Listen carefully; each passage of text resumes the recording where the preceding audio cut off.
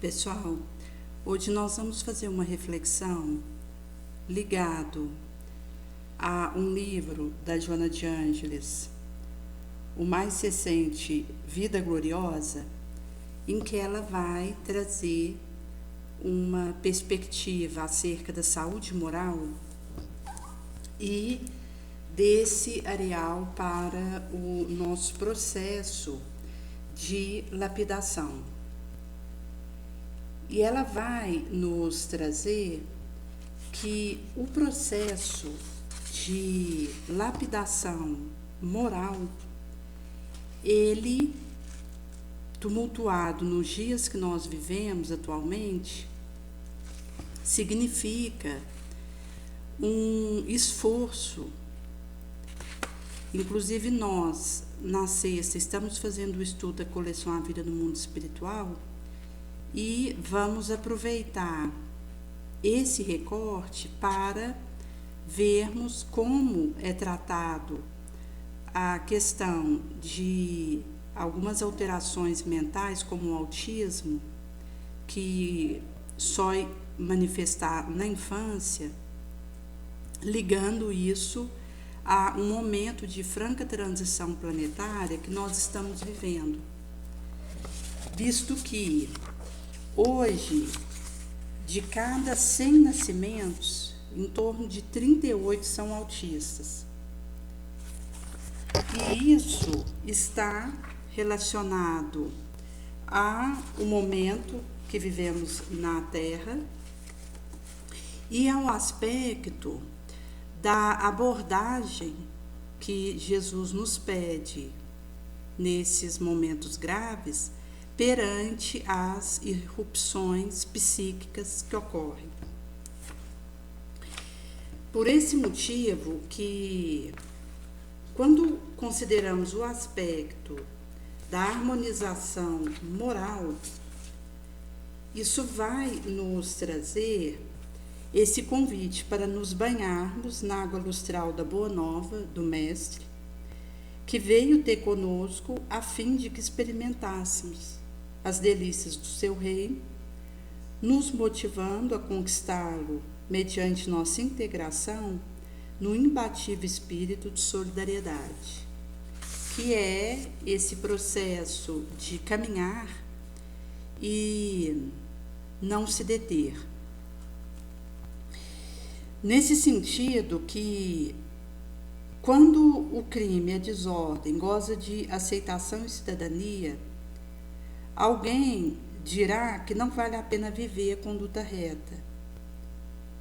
Devido à vérmina angustiosa parecer corroer o postulado que o indivíduo acreditava como uma realidade inegável, inexorável, e agora, desconsiderados pelo populacho, perdiam-se nos graves problemas existenciais.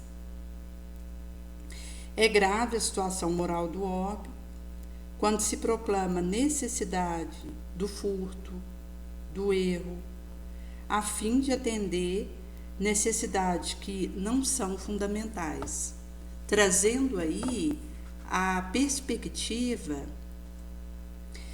daquilo que é estatuído como valor pelo materialismo, que vai contra o espiritualismo. Quando se apela para o infanticídio como reparação do uso do sexo irresponsável, quando se agride a autoridade que se perde no corredor administrativo, fazendo convivência com a criminalidade e seus chefes, desfruta de consideração e cidadania. Quando percebemos a honradez ultrajada e a retidão de caráter a despertar a zombaria. Quando o escárnio e o descalabro promove o indivíduo que menoscaba a dignidade, o senso moral. Então ela vai trazer de inumeráveis enfermidades espraiando no orbe moderno, culminando em síndromes perversas, alucinadas, no homicídio, principalmente feminicídio. Na situação atual aterradora, nada representa quase a vida, podendo ser violada a queima-roupa, aumentando estatísticas aterradoras. Apesar da situação calamitosa, não esmoreçamos, não deixemos de praticar o bem pelo bem, cultivando o dever sagrado a que todos nos devemos consagrar. A desagregação da sociedade começa quando o materialismo toma conta da cultura, apresentando sua realidade pessimista de consumpção da vida via veículo da morte. Então, ela vai trazer que a educação deve ser promotora da vida e dos ideais de engrandecimentos humanos, que repudia valor espirituais, desarma o amor e a solidariedade que deve viger no convívio social. Então, esse aspecto da instrução, da educação, que Kardec releva, trazendo a urgência disso por fortalecer nossos ideais de engrandecimento morais, fazendo a promoção do viver, porque isso vai nos abraçar aos valores espirituais que nos arma com a solidariedade, o amor, o desinteresse, a cooperação, que devem viger no convívio com o outro. A ausência de significado afetivo, substituído por equipamento eletrônico que não acolhe e nem dá calor ao infante, torna os pais responsáveis, sustentadores de despesa, sem ternura afetiva, que vincula profundamente a criatura umas às outras. O egoísmo, predominante no comportamento terrícola, preocupa mais consigo próprio do que com o outro, que faz parte do organismo social. Uma sociedade sem o heroísmo dos seus cidadãos avança na direção caótica. Então, aqui ela vai trazer o aspecto do fomento ao martírio, ao sacrifício, à renúncia espontânea, que nos permite essa vida de devotamento e abnegação. Surgem fantasias, ilusões que desviam o indivíduo da sua missão histórica de edificar o progresso moral, e não apenas o tecnicista, que coopera para ausentar a responsabilidade entre os indivíduos. Então, a importância da reforma moral que vem antes do aspecto técnico per si, porque diz respeito a essa movimentação do espírito, que vence a própria sombra, que melhor se conhece, que cultiva valores nobres, perdão, a paz, compreensão. O ser humano ele experimenta na cartografia evolutiva um momento grave, muito delicado. Assim, o cardápio do cotidiano não nos constitui o único recurso para a nossa escolha evolutiva. Por isso que ela vai nos orientar em meia questão da nossa cartografia espiritual a escolha certa, a opção adequada, que vai nos munir dos ferramentais para podermos lidar com adoecimentos na infância, enfermidades que vieram inatos no berço,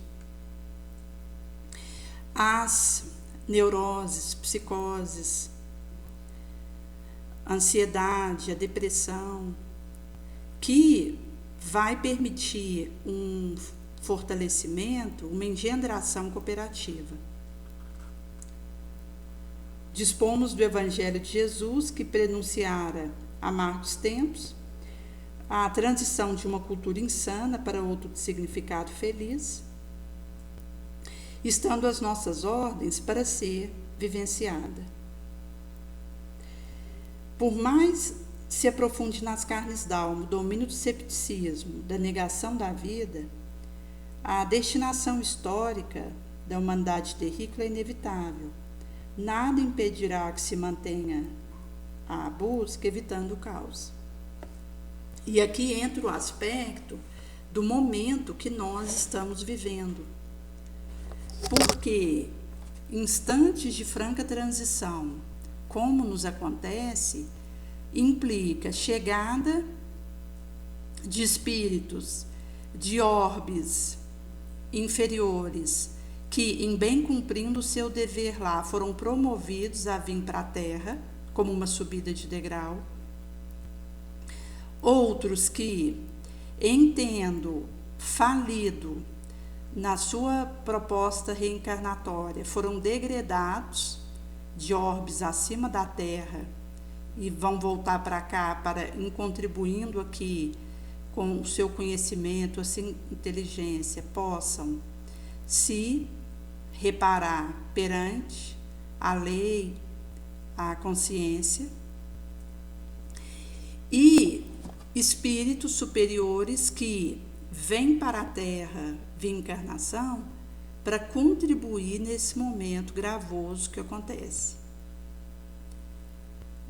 E vai acontecer também que Jesus, ele escancara a possibilidade de entrar espíritos que estavam presos nos umbrais inferiores para que aproveitem a réstia da transição para elevarem um pouco que for. Por esse motivo que estão encarnando na Terra espíritos perturbados, em situação ainda traumática pelas vivências que traz experiências transatas e nos quais se demoravam nas regiões trevosas.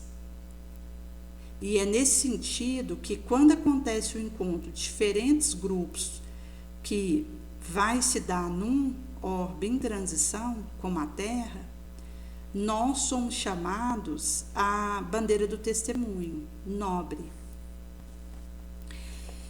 Por esse motivo que nós temos no livro Contribuições de Joana de Ângeles para os transtornos mentais, um capítulo que vai tratar dos transtornos mentais no infante, em que vão ser colocados alguns aspectos ligados ao autismo que tem gradações. Porque nós hoje consideramos o tipo 1, 2, 3, que vai variar nos aspectos que apresentam. E isso implica tanto a comunicabilidade dessa criança, a sua conexão com o exterior, a habilidade para falar, para escrever, porque vai ser trago que o autista ele não tem uma conexão e uso adequado com o hemisfério esquerdo cerebral, que está ligado à comunicação verbal e à interação com o outrem. Nesse sentido que o indivíduo, quando faz uma escolha por esse caminho, significa uma bagagem que ele traz do seu pregresso e que vai repercutir na maneira como ele usa o organismo físico.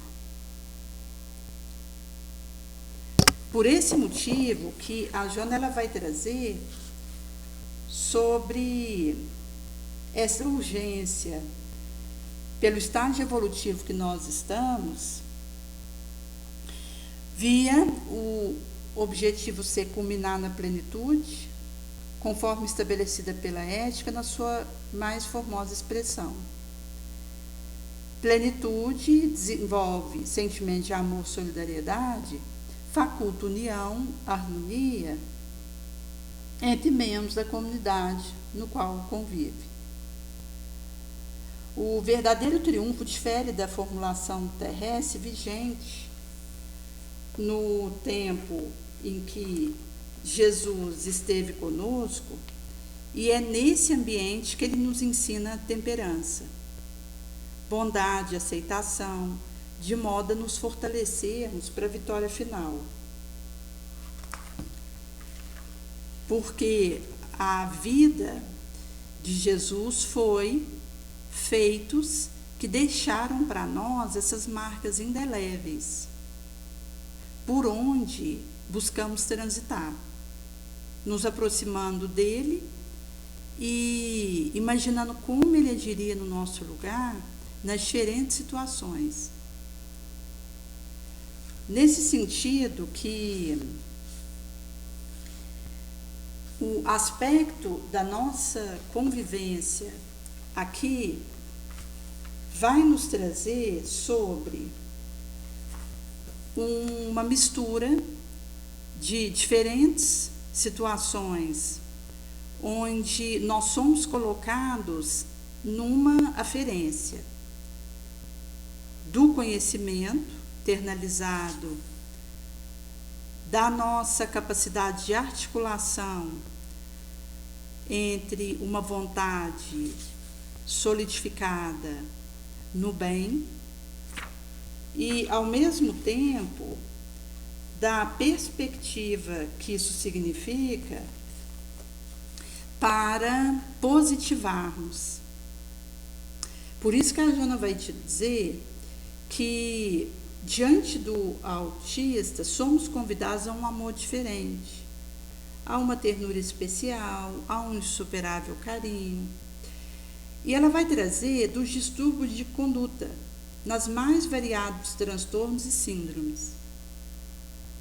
A de Down, Tourette, Borderline, entre outros afligentes de todo porte, incluindo depressão, ansiedade mórbida, que empurra para o suicídio, via escorregão, neoplasia maligna de diversas genes, enfermidade pandêmica, ao lado do problema social, afetivo, de solidariedade, econômico. Contribui para o despertar da consciência terrícola, buscando o grande alvo, que é a paz. Nesse sentido que o Espírito de Verdade, na mensagem do Evangelho segundo o Espiritismo, para a vitória do deambulante carnal, devotamento à abnegação. Ao revivecermos o Evangelho do Mestre, cada criatura acenda a chama da candeia e a põe no velador, visando vencer toda sombra e ignorância do real motivo da nossa jornada. Por isso que o devotamento ao dever impõe lealdade, perseverança na luta, de superação da paixão inferior, sombria. Abnegação que abre o caminho para a vivência caridosa em toda a sua expressão, demonstrando a grandeza amorosa. Outras virtudes surgem à medida que se exercita o dever, auxiliando todos a submeter-se à soberana lei divina, vivendo conforme Jesus o fez e solicitaram-nos a imitá-lo. A viagem terráquea tem a sua fatalidade, que é a desencarnação, um encontro consigo mesmo em estado de espiritual plenitude. Duas palavras que vão se transformar em um único dever, que é a nossa união com Deus. Nesse sentido que a proposta que vai ser traga para nós, quando nós consideramos adoecimentos infantes, começa quando passa os primeiros meses após o nascimento, não raro até mesmo alguns anos. Pais de crianças que apresentam algum tipo de deficiência acabam por ter que enfrentar o cruel fato: seu filho amado não foi capaz de atender a expectativa, e nesse sentido que compreendem que o filho é deficiente ou apresenta algum transtorno. Tal recusa de acreditar na veracidade dos fatos, embora familiares e amigos afirmem o contrário, dizendo que o filho ele não vê o suficiente, ou não ouve, ou que não está conseguindo aprender com o sono esperado para sua escolaridade, para sua idade. É chamada pela psicologia de mecanismo de defesa, um mecanismo de negação.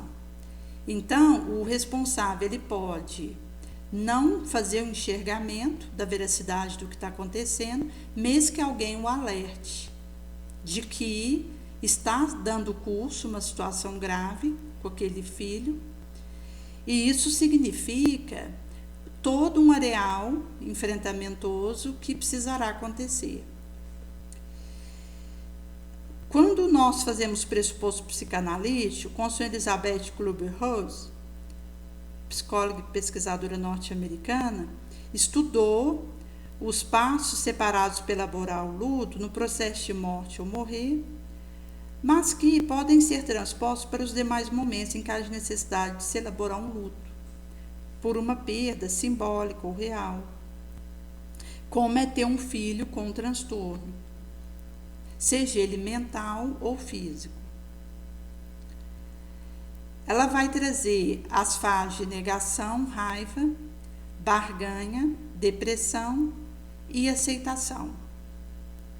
Um processo que pode perdurar muito tempo, dificultando o diagnóstico diferencial para iniciar o devido tratamento. Porque quanto mais eu negar uma realidade transtornante que acontece, mais eu vou postergar o tratamento necessário, com a consequência legítima. Até porque quando a gente fala de tratamento na infância, por esse ser estar em período de desenvolvimento, quanto antes a gente lança mão de abordagens para auxiliar essa criança a ir superando as suas limitações, melhores resultados ela poderá ir apresentando. E, por outro lado, se eu deixo ir passando os anos sem atentar para o que acontece, não ofereço para ela os instrumentais de recuperação, de superação, vai acontecer que um distúrbio que poderia ser minimizado pode ter o seu recrudescimento e cair numa irreversibilidade. Nesse sentido que, quando a gente explica a programação do espírito encarnante, como o sono helical da Schubert traz, quando se infringe uma lei divina, automaticamente há uma reação correspondente à infração cometida.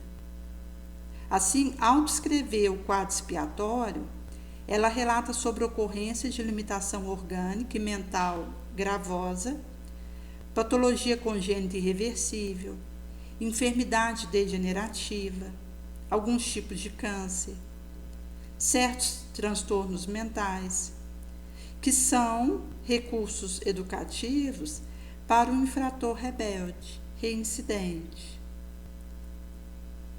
É certo que o filho que nos chega com deficiência física ou mental vem com sua mensagem de sofrimento para ele e para o grupo.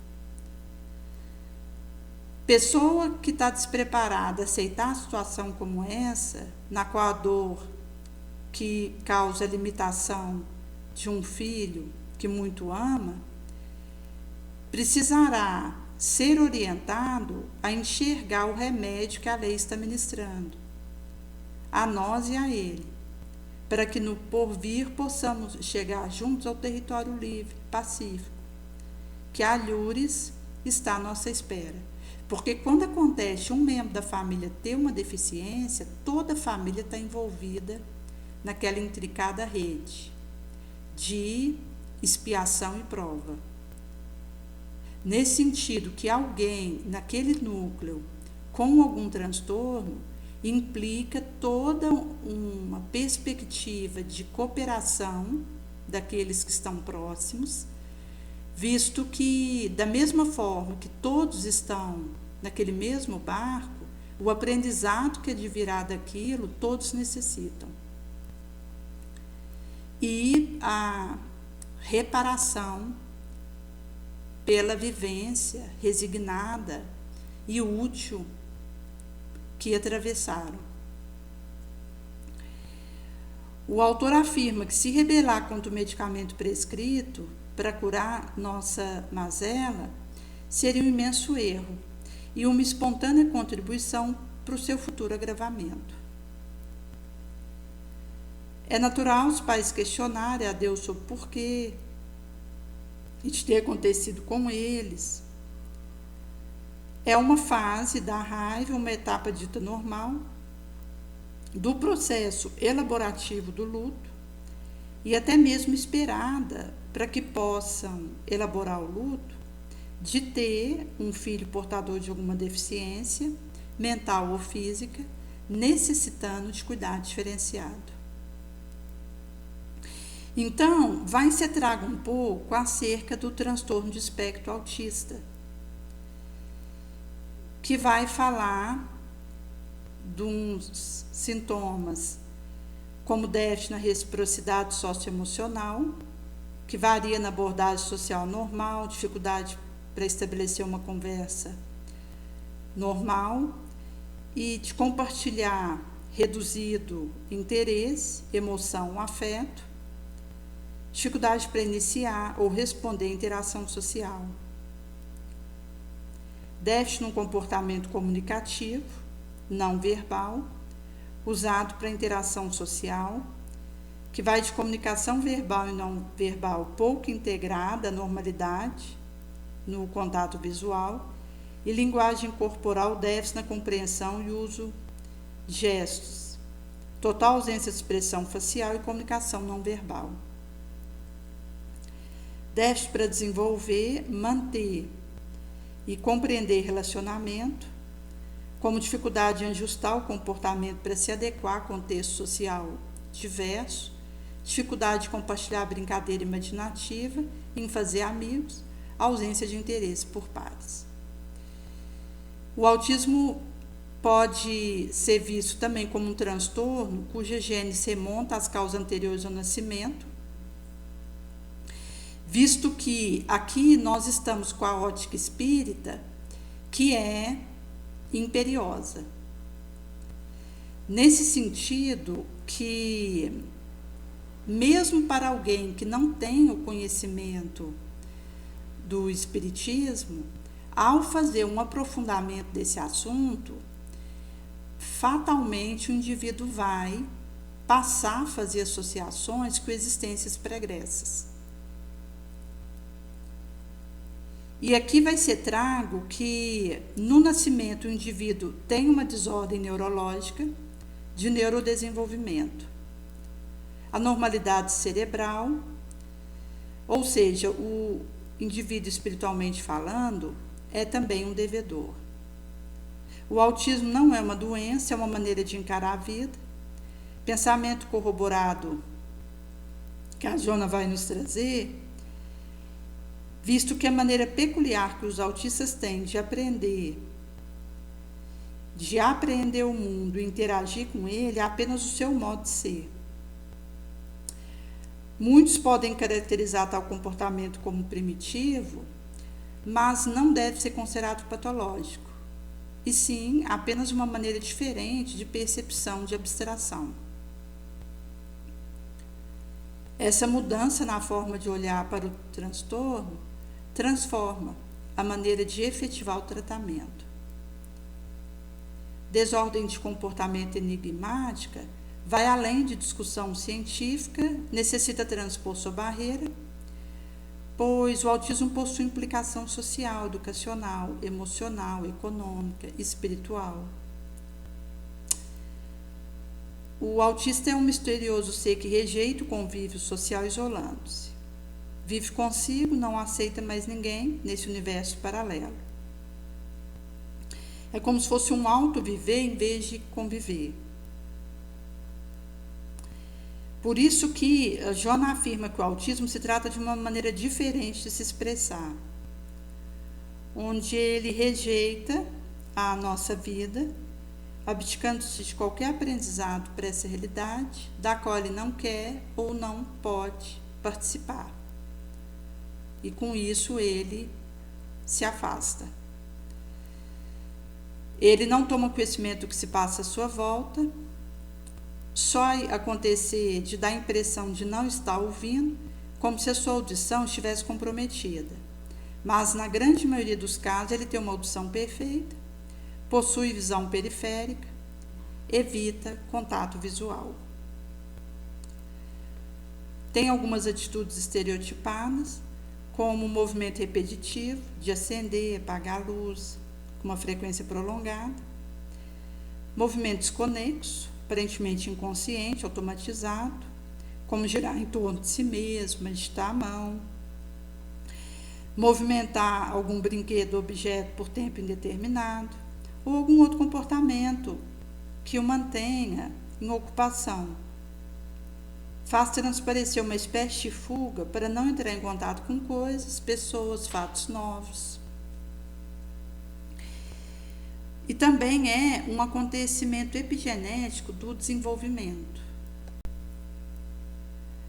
Assim que o autismo visto pelo prisma da imortalidade da alma revela uma pane em algum ponto do sistema, isto é, configuração por um processo de natureza kármica que apresenta o elemento ético reparatório. Então, do momento que o espírito ele toma o zigoto e faz o comandamento daquela multiplicação, fazendo impingimentos epigenéticos daquilo que o espírito traz do seu pregresso pelo perispírito, isso vai desembocar nas alterações de órgãos, de comunicações intraneuronais e interneuronais e na reverberação que isso faz acontecer. Porque nós temos no comando do organismo o sistema nervoso atuando em conjunto com o sistema endócrino. E essa coordenação fina, gemal, se ela tiver impactações no momento que o indivíduo está em desenvolvimento fetal, vai acontecer que isso irá o acompanhar ao longo da sua trajetória. Porque o espírito mesmo, ele vai ter uma pane em algum ponto do sistema, porque ele configura um processo de natureza kármica, que vai apresentar esse integrante ético reparatório, enquanto algo que ele precisará realizar. Nesse sentido, que foi levantada a hipótese do autismo ser uma rejeição, um processo de reencarnação, onde o espírito reencarnante recusa a nova realidade de estar novamente sob o jugo da matéria. Nesse sentido, que é explorada a plausibilidade disso, visto que em alguns casos o espírito reencarnante, movido por alguma motivação interna, decide não mais encarnar, como são os casos de reencarnações compulsórias. Por não ter conseguido êxito em seu tentame, cai no extremo desinteresse, não se instala por completo na instrumentação biológica, no corpo físico, para que haja a programação necessária ao gerenciamento da vida terráquea, assentada basicamente no dispositivo de comunicação, dentre os quais ressalta a palavra. Então, é como se fosse um retrocesso dele de assumir a encarnação que ora ele está em curso. Como ele não consegue fazer a saída daquele organismo, ele, para compensar, se fecha e faz com que, por um desinteresse, ele não abrace o gerenciamento que lhe compete do seu ser. E por isso acontece um desatrelo com o uso do hemisfério cerebral esquerdo ligado ao verbo, à palavra, à expressão onde estamos. Sob o dispositivo da vontade, o espírito bloqueia nesse hemisfério esquerdo o sistema de ligação do perispírito àquela região do corpo material. Sua atuação autista revela ligação do espírito apenas ao hemisfério direito, área responsável por função não verbal cerebral. A criança autista, na maioria dos casos, pode se desenvolver satisfatoriamente dentro de padrão esperado para a idade e o desenvolvimento nos primeiros anos de vida, em geral até o 2º ou 3º ano de idade. O hemisfério esquerdo controla o lado direito do corpo, a linguagem verbal, o comportamento da fala, também o pensamento espacial, como a razão. Cabe a esse hemisfério o papel mais importante, vez que é o processador por excelência da palavra, do pensamento consciente, além de predominantemente verbal. Isso vai dificultar expressar a consciência, a vinculação com a realidade externa.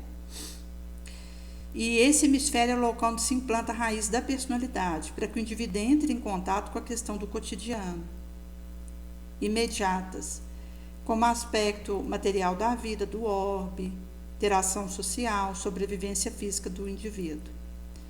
Assim, cabe ao hemisfério direito os aspectos não verbais, dotados de condições para análise de aspectos imateriais, simbólicos, como música, conexão com realidade invisível, também aspecto intuitivo e designação para tomada de individualidade. Já ao hemisfério esquerdo, cabe o caráter de transitoriedade e ao direito o caráter de permanência. Ao primeiro estar, ao segundo ser. Por isso que a recusa do espírito ao processo encarnatório vai atingir o sistema de comunicação verbal da criança autista e outros mecanismos de interação com o mundo material de forma global, como é o caso da postura corporal, analisador sensorial, gesto. Visto na maioria dos casos não demonstrar resposta satisfatória à fome, à dor física. Além disso, pode apresentar extrema sensibilidade a estímulo luminoso, falta de empatia e hipersensibilidade a ruído. E aí ele vai trazer essa questão da falta da empatia como um dos aspectos marcantes desse transtorno. Tais descobertas fizeram conclusão que um tratamento adequado deve ser iniciado o mais cedo possível, visando obter maior eficácia e os dispositivos de comunicação ainda possam ser reconstruídos. A neurologia apresenta um aspecto intrigante sobre a operacionalidade do cérebro, vez que no bebê o cérebro funciona como um todo. Ambos os hemisférios trabalham concomitante nessa fase inicial do desenvolvimento humano, não atingindo especialização funcional descrita acima. Apenas aos 2 anos de idade, aproximadamente, o lado esquerdo se caracterizará como hemisfério dominante. Em sendo assim, a individualidade espiritual plugada no hemisfério direito somente tutora a personalidade, que começará a instalar no hemisfério esquerdo, durante o aprendizado da linguagem nos 2 primeiros anos de vida. Depois disso, se retira para sua cabine de controle no inconsciente, por lá ficando, apenas fazendo monitoração do processo de viver, com o mínimo de interferência. E aí eles vão trazer um pouco sobre o tratamento. Criança autista, diferentemente das demais crianças da sua idade, não explora o mundo ao seu redor, permanece introspecta, fechada em seu próprio mundo, trancafiada dentro das fronteiras de seu universo particular. É extremamente diferente da maioria, mas diz de apresentar outra forma de ser humana. A descoberta que possui a característica peculiar de pensar em imagens favorece a construção de terapêuticas voltadas para facilitar a compreensão da dramática condição autista. Assim, as palavras assumem forma de segunda linguagem. O tratamento seria pensar em alguma forma de propiciar a individualidade, implantada no hemisfério cerebral direito, em uma comunicação com o hemisfério esquerdo, para assim capacitar o desenvolvimento de uma convivência temporária com a personalidade que se encontra localizada no hemisfério esquerdo, que de alguma forma foi bloqueada, ensinando a viver, a estar no orbe. Joana afirma que seres que apresentam na existência atual algum transtorno, deficiência física ou limitação ou mental, se encontram presos ao cárcere corporal, em momento de resgate de atos transados, que cometeram desatinos, ferindo e, consequentemente, ferindo-se, abusando da vida, vez que, pela consciência culposa, esculpem no eventório perispiritual essas marcas.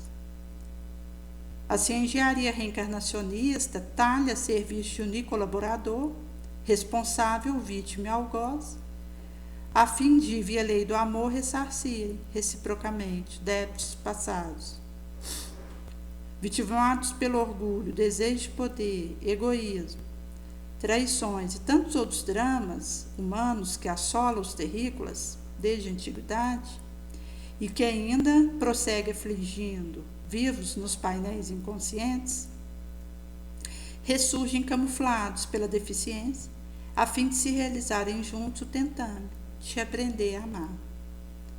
O Mestre Jesus nos orientara: tende ardente amor uns para com os outros, porque o amor cobrirá a multidão de pecados. Consta em Pedro 4,8. O enfoque epigenético, o ambiente pode modificar a estrutura genética, causando alteração. Assim, pelo amor, podemos atuar no ambiente espiritual da criança, com transtorno mental, minimizando essa condição. Via uma atuação constante de pensamento e sentimento, porque isso também é ambiente. Daí, aquele que está próximo desse infante, com pensamentos, sentimentos, palavras amorosas, é possível criar uma ambientação que vai minimizando as condições transtornadas dessa criança. Porque o ambiente, ele modifica os estruturais genéticos via epigenética profunda, que tem a ver com o contato que chega nessa criança, que vai ativar genes deletérios ou desativá-los. Porque um ambiente de oração, de harmonia, de estímulo para o desenvolvimento positivo dessa criança, vai atuar epigeneticamente, levando à ativação de genes de recuperação de saúde e desativar genes de desarmonia, de desequilíbrio. Nesse sentido que Kardec vai dizer que os emissários espirituais enfatizam que a vontade, direcionada por meio do pensamento, pode atuar no perispírito e fazer o indivíduo reagir. Ela se sente convidada, possibilitada para isso. Independentemente da terapêutica que se busque, tanto para autismo como transtornos mentais na infância correlatos, concluímos com base no pensamento de Jesus que a melhor terapêutica é o amor, que tudo transforma. A Joana vai trazer que somente através do amor o ser humano alcança a meada da evolução, transubstanciando as aspirações em realidades que movimenta na direção do bem geral. Nesse sentido que Albert Einstein corajosamente declarara que a maior força do universo é o amor. Para ele, o amor era o elemento responsável pelo equilíbrio cósmico. Por isso que a Joana vai trazer que o amor é a força aglutinadora das moléculas na formação dos elementos existentes de todo porte, particularmente ricos de vitalidade. Como força aglutinadora, mostra que é a única cola possível, capaz de colar os nossos cacos, os nossos pedaços, como no mito judaico dos vasos, e nos transformar em indivíduos individuados, inteiros.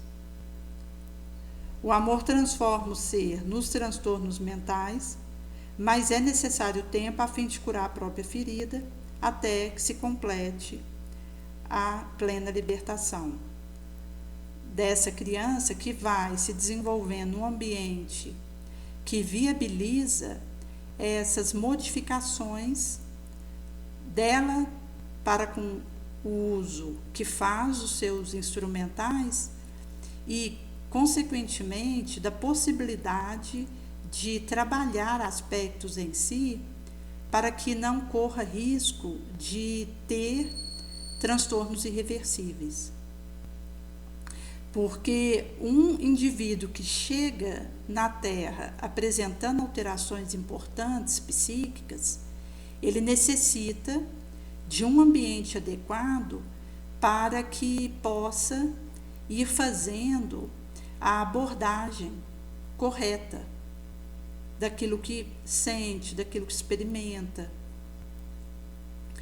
E é nesse sentido que vai ser trago acerca do que é oferecido para esse indivíduo. É nesse ponto que eles vão colocar que tanto a presença de culpa consciente quanto inconsciente, conforme o grau, pode ser um fator ambiente que atua no mapa genético e provoca distúrbio genético que desencadeia esquizofrenia, hebefrenia, que é um tipo de esquizofrenia que rompe na puberdade, apresentando incoerência na fala, no comportamento, que pode ser estereotipado, também chamado de esquizofrenia hebefrênica, incluindo também depressão e o autismo.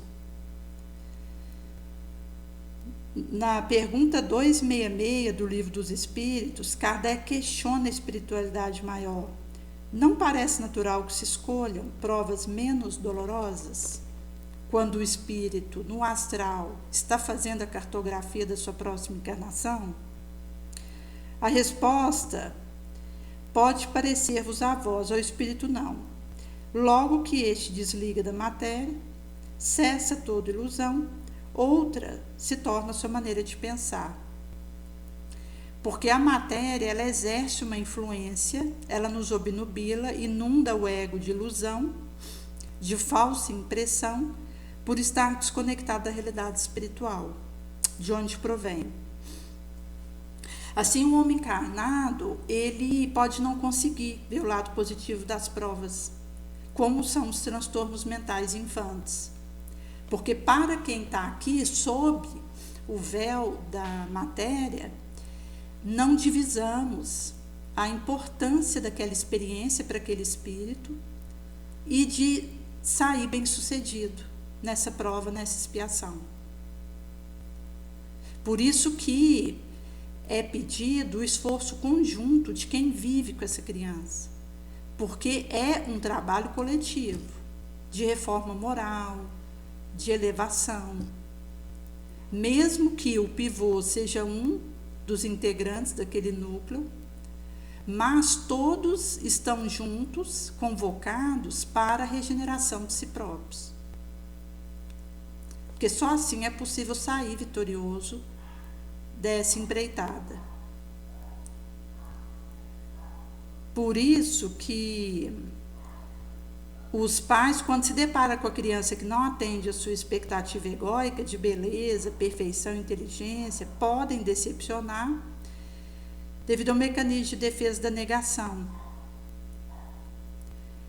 Para o espírito desencarnado, que está fora da atuação dos véus de Maia, que é o domínio da ilusão, muito claro se lhe apresenta a verdade de que as provas são bênçãos maravilhosas que recebemos, uma dádiva, para que possamos ser reparados, tanto problema moral quanto espiritual, como um processo educativo, presente na lei de ação e reação, que vai nos permitindo essas internalizações positivas, Porque aí numa próxima encarnação eu tenho mais chance de sair bem-sucedida.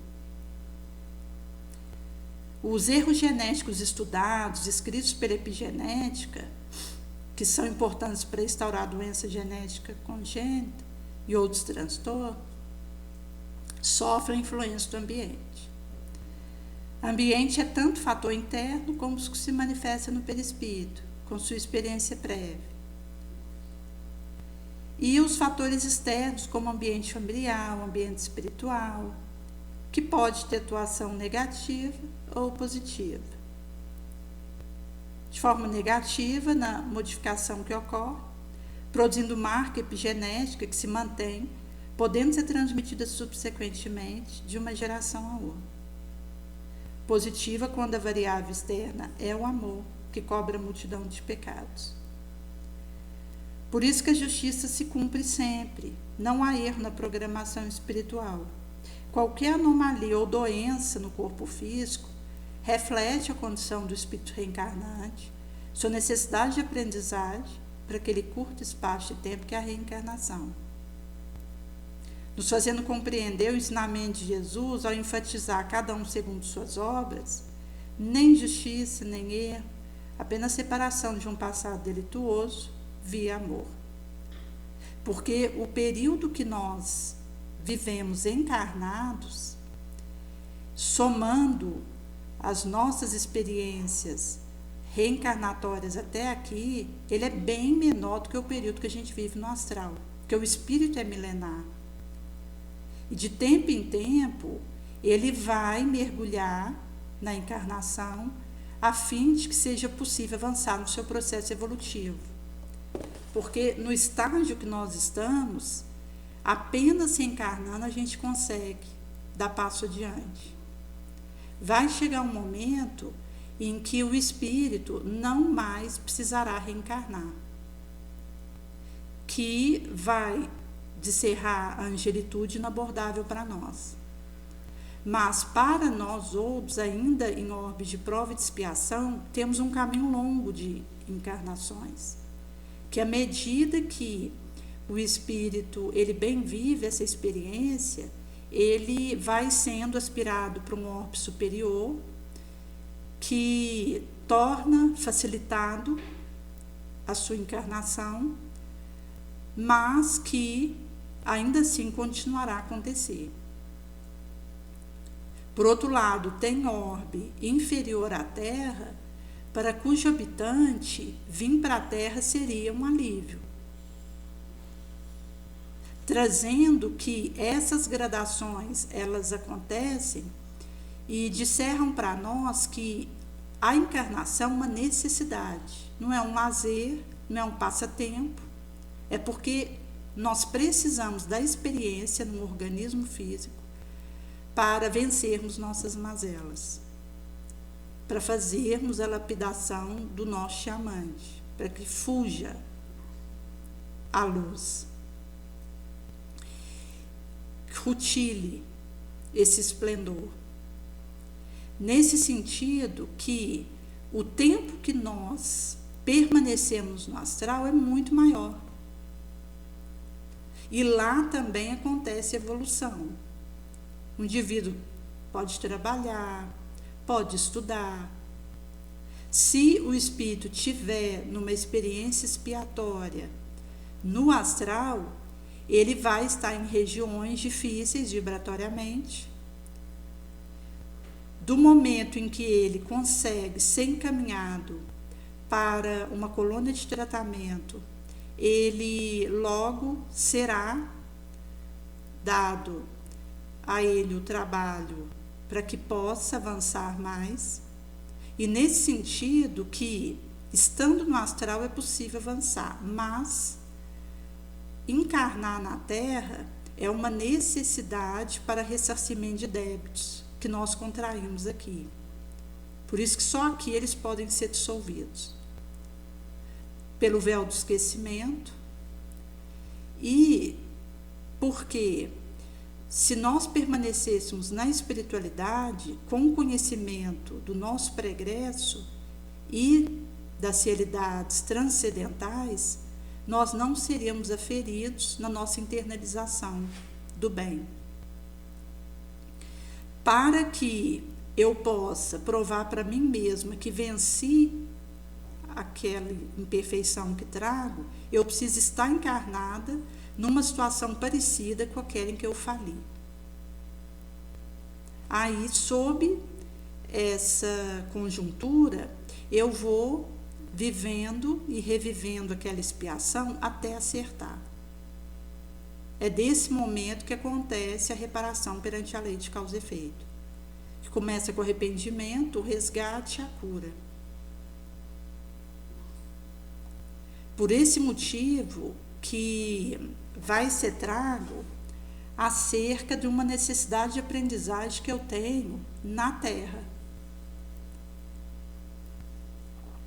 Por isso que a resignação me ajuda, porque se eu estiver lúcida, pacificada e com uma boa vontade, eu vou internalizar a lição.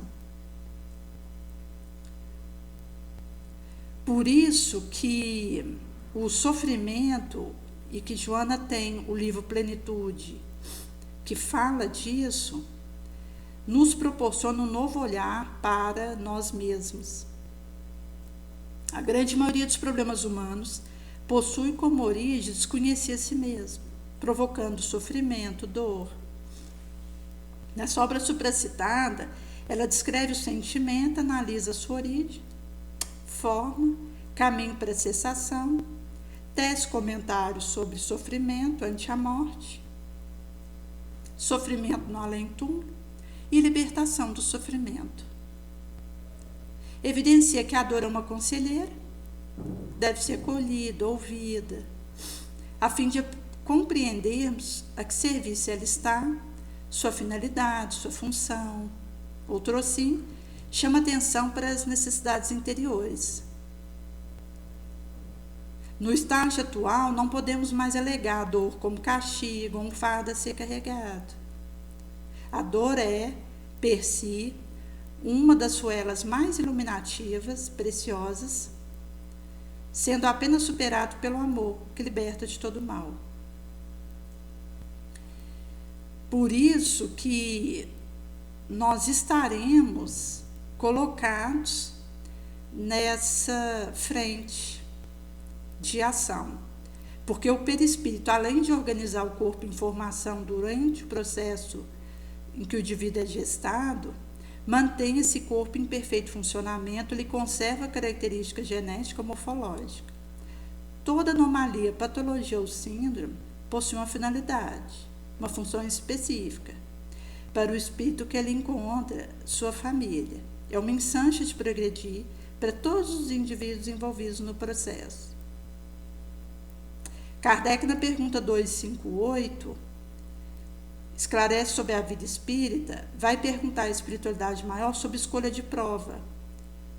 Quando na erraticidade, antes de começar a nova existência corporal, tem o espírito consciência e previsão do que lhe sucederá no curso da vida terráquea, ele próprio escolhe o gênero das provas porque há de passar, nisto consiste seu livre-arbítrio. Na sequência, o sistematizador do Espiritismo questiona sobre o impositivo da prova e expiação e outras tantas questões importantes para a compreensão do processo, para percebermos que não há erros em nossa natureza. Deus, ciente das nossas dificuldades, oportuniza a maneira de nos precavermos de nós próprios, permite que participemos da criação de mecanismos para dificultar nossas futuras quedas, em vista da nossa vulnerabilidade, planejando tanto a nossa próxima encarnação, quanto os detalhes do organismo físico. Em casos extremos, o reencarnante acredita que é melhor nos privarmos de um sentido do que atavicamente recair ao escândalo, como no preceito evangélico. É uma bênção divina, não mais maldição ou castigo. A Joana vai falar sobre a dualidade do bem e do mal, enfatizando que essa dualidade sempre existiu no ser humano. Se apresenta como desafio, o obrigando a escolher um em detrimento do outro. É na tensão existente entre esses dois polos de opostos que a consciência se amplia, se nobilita. Por isso que a grande maioria dos transtornos mentais na infância tem como gênese o indivíduo que se equivocou em vidas transatas e se encontra fixado nesses equívocos comportamentais, mentais, de relacionamento humano. A fixação só é pelo sentimento de culpa, que é o pássaro negro que pousa em nossa consciência. De acordo com o médium, a presença de culpas conscientes e inconscientes, conforme seu grau, pode ser um fator ambiente, que atua no mapa genético, provoca distúrbio genético, desencadeia depressão, esquizofrenia, hebefrenia, autismo. E as situações correlatas que assolam a humanidade. Por esse motivo que, embora grande parte dos casos de reencarnação se processe de forma padronizada, isso não acontece na totalidade. Quanto mais o espírito se eleva culturalmente, se empenha na aquisição de conhecimento, mais se torna capaz de se responsabilizar pelas decisões e escolhas, seu processo encarnatório, fazendo com que o processo de retorno à matéria seja cada vez mais individualizado e elaborado.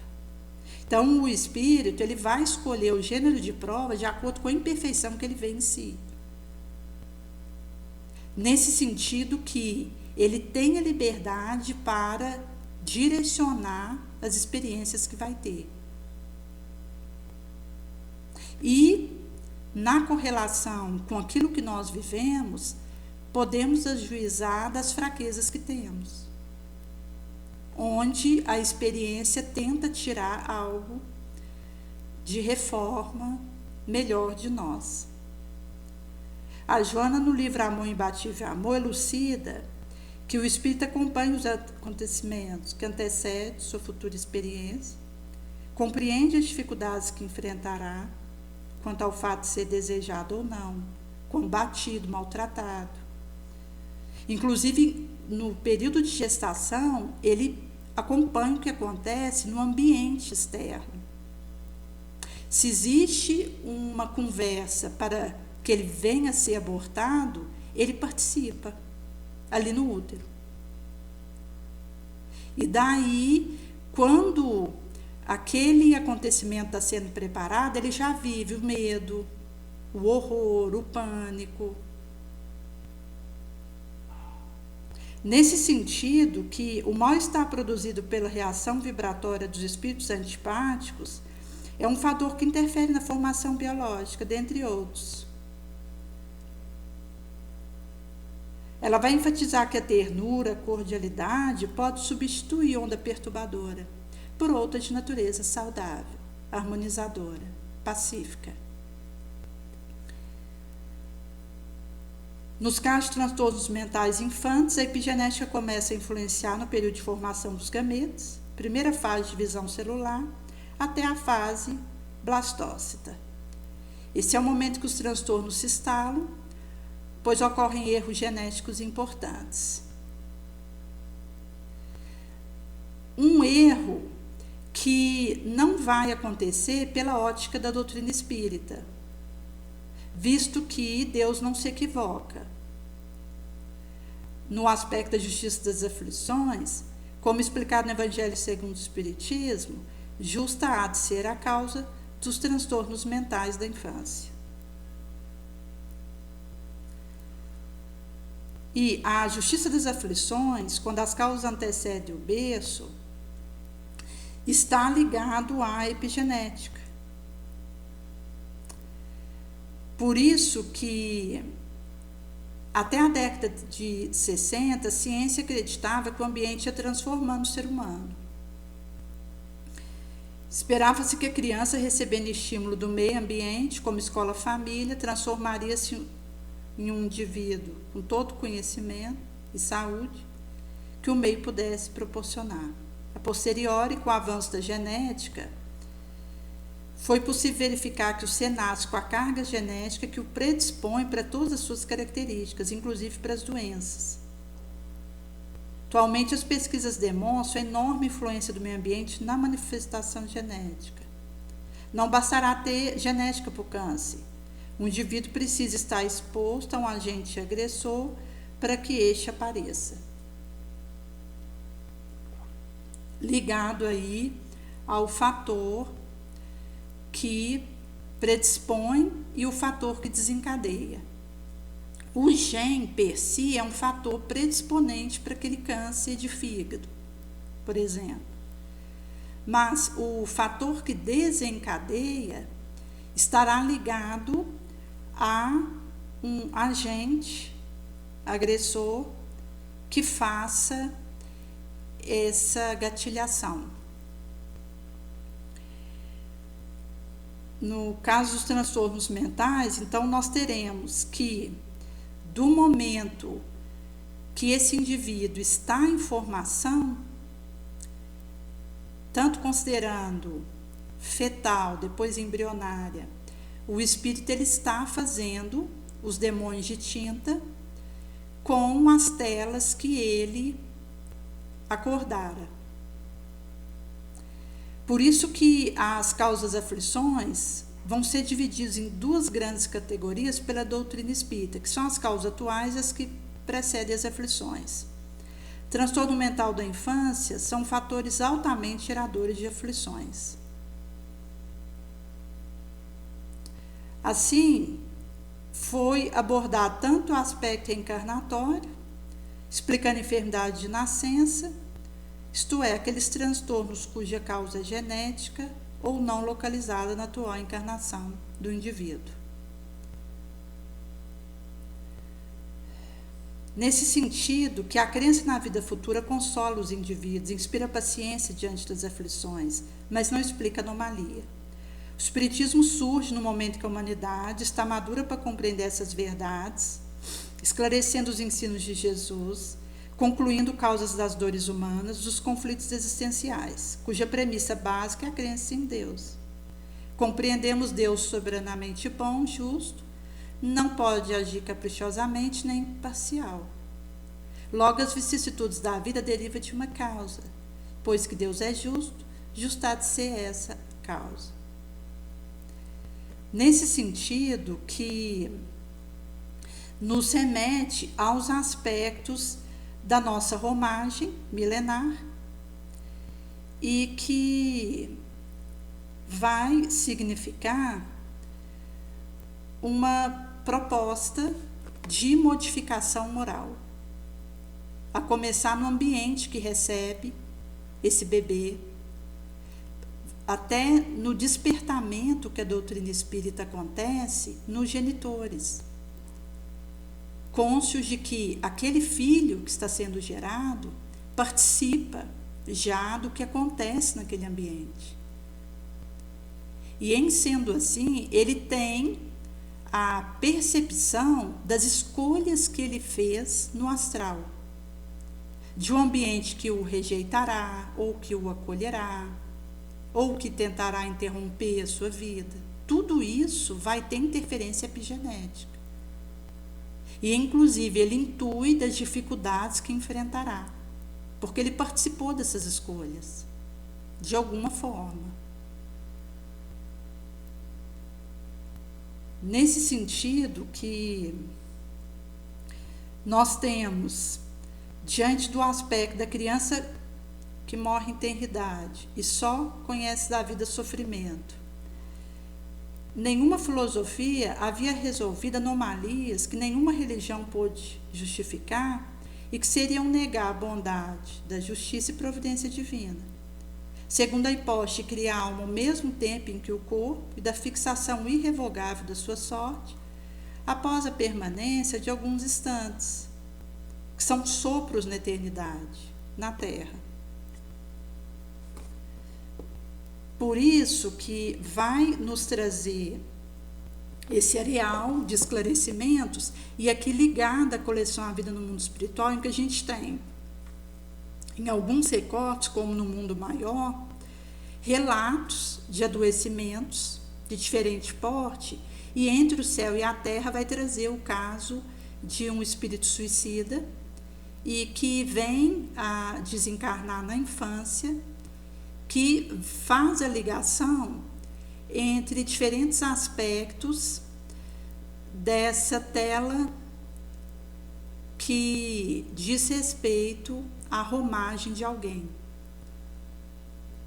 Por isso que o espírito, quando na infância, pressente aquilo que experimenta e experimentará na sua gravidade, nos riscos, nas consequências legítimas. Nesse sentido que a base para que nós possamos fazer essa abordagem é espiritual. Visto que o educar essa criança na infância, na adolescência, a oração, o evangelho no lar, a utilidade, o atendimento especializado, terapêutico, vai dar suporte para que esse indivíduo cresça com uma recuperação possível das suas funções e possa, assim, ir ao encontro do seu propósito de vida, daquilo que houvera sido acordado, que ele trabalharia na gleba do bem. Por isso que a parte espiritual, religiosa, seja no templo que o indivíduo participa, se sente bem, vai ter o fator primordial da recuperação psíquica, espiritual do indivíduo. Quando a gente traz a ótica da doutrina espírita, ela vai trazer esclarecimentos que podem nos munir de uma série de recursos quando o indivíduo está disposto a isso, porque é um divisor de águas. E nesse sentido que, cônscios de que já estivemos aqui outras vezes, que voltaremos mais vezes, e que estamos nesse período curto aqui para aprendizagens, para fazermos modificações em nós que possam persistir e nos garantir essa harmonização mínima para a ação nobre, nós focaremos nessa proposta. Por isso que Jesus ele vai nos dizer para seguirmos após ele, para, na situação que nós estivermos vivendo, trazermos o seu exemplo e como ele agiria no nosso lugar. Ele nos ama e deseja que nós coloquemos o seu testemunho na nossa perspectiva.